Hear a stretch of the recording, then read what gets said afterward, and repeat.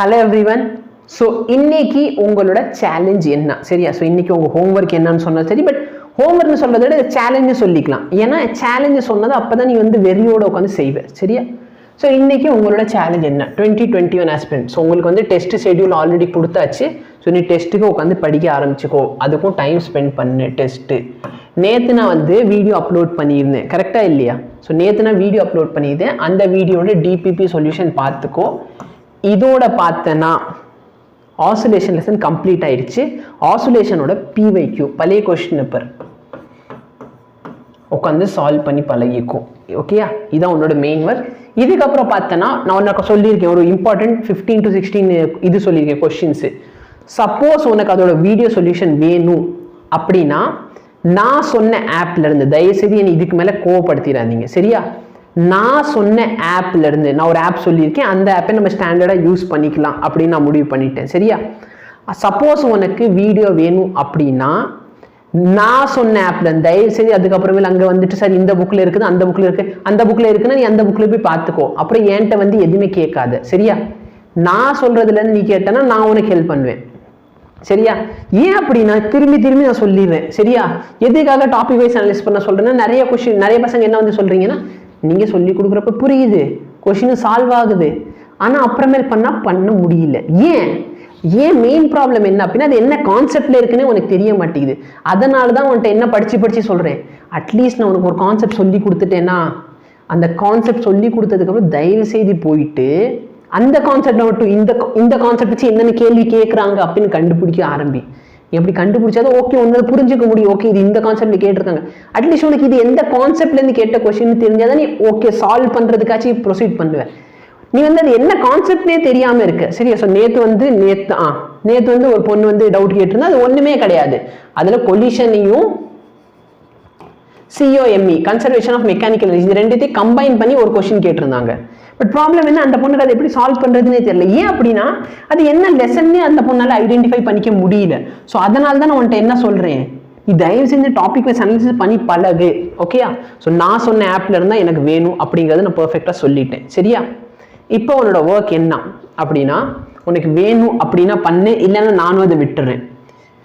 Units and dimension லெசன்ல சரியா? Units and dimension இதுல இருந்து எரர் எல்லாம் வேண்டாம்.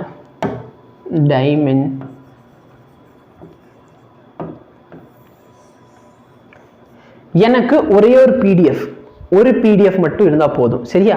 ஒரு பிடிஎஃப்ல என்ன இருக்கணும் அப்படின்னு பார்த்தனா சரி, ஒரு பிடிஎஃப் கூட வேணாம். நீ என்ன பண்ணனா நம்ம முன்னாடி பண்ணோம்ல அதே பண்ணு, நீ பிடிஎஃப் கூட அனுப்ப வேணாம். முன்னாடி பண்ணதுதான் எந்த இயர் கொஸ்டின் 2020ஓட கொஸ்டின் சரியா?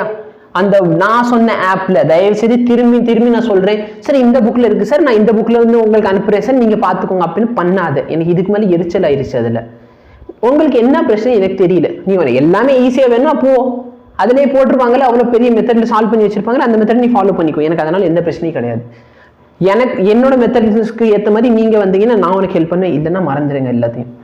2020ல யூனிட்ஸ் அண்ட் டைமென்ஷன்ல மேபி இதில் நீ எரரையும் இன்க்ளூட் பண்ணிக்கோ சரியா? எரர் வந்து அவ்வளோ கஷ்டமா ஒன்று இருக்காது.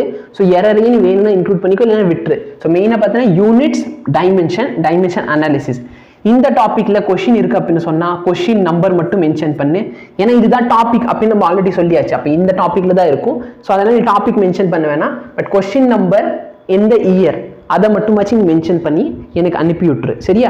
எனக்கு ஒரே ஒரு ஃபைலாக வேணும். மேபி வந்து நிறைய ஸ்டூடெண்ட்ஸ் வந்து ஒருத்தவங்க 1 இயர்லேருந்து எடுத்து அனுப்பினாலும் சரி, ஏன்னா இது ஆல்ரெடி நம்ம பண்ணது தான், ஆல்ரெடி அது இருக்கும். வேணா நீ குரூப்ல சர்ச் பண்ணிக்கோ. ஸோ எனக்கு ஃபைனலாக என்ன வேணும் அப்படின்னா ஒரு மெசேஜில் 2020ல இந்த கொஸ்டின், 2019ல இத்தனாவது கொஸ்டின் நம்பர், 2018ல இத்தனாவது கொஸ்டின் நம்பர், 2017ல இத்தனாவது கொஸ்டின் நம்பர் அப்படின்னு ஒரே ஒரு மெசேஜில் வந்துச்சு அப்படின்னு சொன்னால் இந்த டாப்பிக்கோட வீடியோ வந்து நான் முடிஞ்ச அளவுக்கு Thursday இல்லைன்னா Friday உனக்கு அப்லோட் பண்ணி கொடுத்துட்றேன். அப்போ உனக்கு அட்லீஸ்ட் ஒரு கன்ஃபார்ம் கொஸ்டின் வந்துருச்சு சரியா?